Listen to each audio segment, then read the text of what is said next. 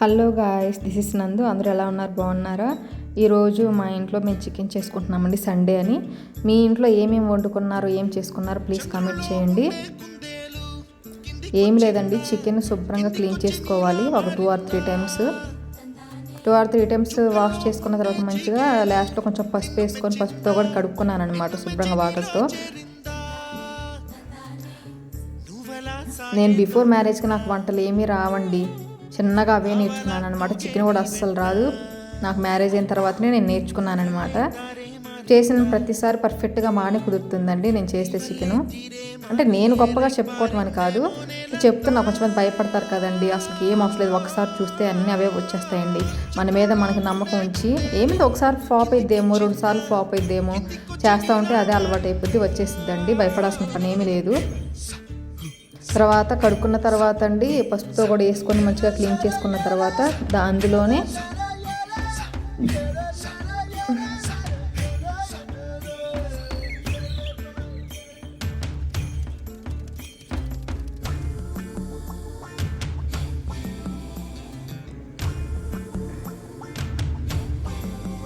పసుపుతో కూడా మంచి క్లీన్ చేసి పెట్టుకున్నానండి. తర్వాత ఆ చికెన్లోనే పసుపు, ఉప్పు, కారం, తర్వాత అల్లం వెల్లుల్లి పేస్ట్, కొంచెం పెరుగు తర్వాత కొంచెం లెమన్ లాస్ట్లో ఇవన్నీ వేసుకొని మంచిగా కలుపుకోవాలి ఆ ముక్కలన్నిటికీ. నాకు వచ్చిన పద్ధతిలో నేను మీకు చూపించబోతున్నానండి, నాకు వచ్చిన స్టైల్లో.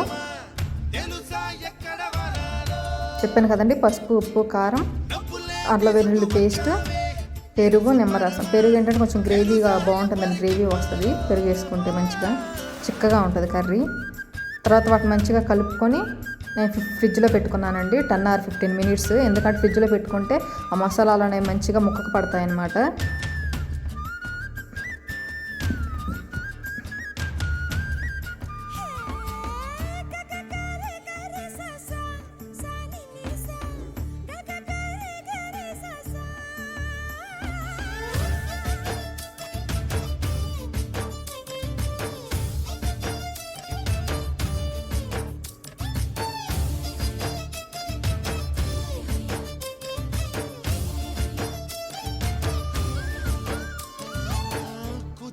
మ్యాగ్నేట్ చేసుకున్న తర్వాత ఫ్రిడ్జ్లో పెట్టిన తర్వాత 10 or 15 minutes టైంలో నేను వాటి కర్రీకి సరిపడా ఒక మీడియం సైజు 2 ఉల్లిగడ్డల్ని, 2 పచ్చిమిర్చి, 1 టమాటాని కట్ చేసి పెట్టుకున్నానండి.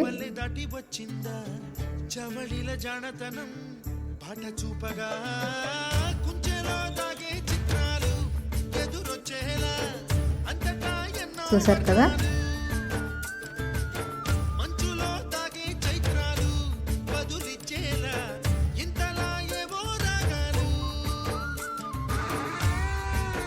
తర్వాత స్టవ్ మీద ఒక ప్యాన్ పెట్టుకొని ఆయిల్ వేసుకొని ఫస్ట్ ఆనియన్స్ వేసుకోవాలండి. ఆనియన్స్ బ్రౌన్ కలర్లోకి వచ్చిన తర్వాత అల్లం వెల్లుల్లి పేస్ట్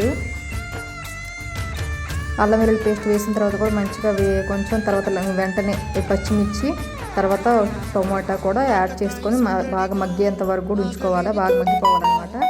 తర్వాత ఫ్రిడ్జ్లో పెట్టుకున్న చికెన్ని తీసుకొచ్చి వేసుకున్న తర్వాత ఇంకా అదొకసారి తిప్పుకొని మూత పెట్టేసుకోవాలి. ఆ చికెన్లో ఉన్న నీరు మొత్తం వచ్చేస్తుంది, మనకు అర్థమైంది. సగం ఉడికిన తర్వాత అప్పుడు వాటర్ యాడ్ చేసుకోవాలన్నమాట.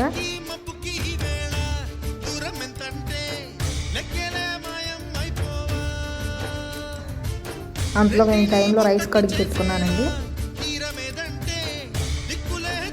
సో వాటర్ యాడ్ చేసుకున్నాను. తర్వాత చికెన్ కర్రీ ఉడికిన తర్వాత గరం మసాలా, చికెన్ మసాలా, 2 minutes ఆగిన తర్వాత ధనియా పౌడర్, కొంచెం కొత్తిమీర వేసుకున్నాను లాస్ట్లో దింపే ముందు. చాలా టేస్టీగా వచ్చిందండి. ముద్దకి ఒక నిమ్మ చుక్క, ఒక ఉల్లి ముక్క పెట్టుకొని తింటుంటే చాలా టేస్టీగా ఉందండి. నచ్చితే ఒక లైక్ కొట్టండి, అలాగే సబ్స్క్రైబ్ చేసుకోండి. బాయ్.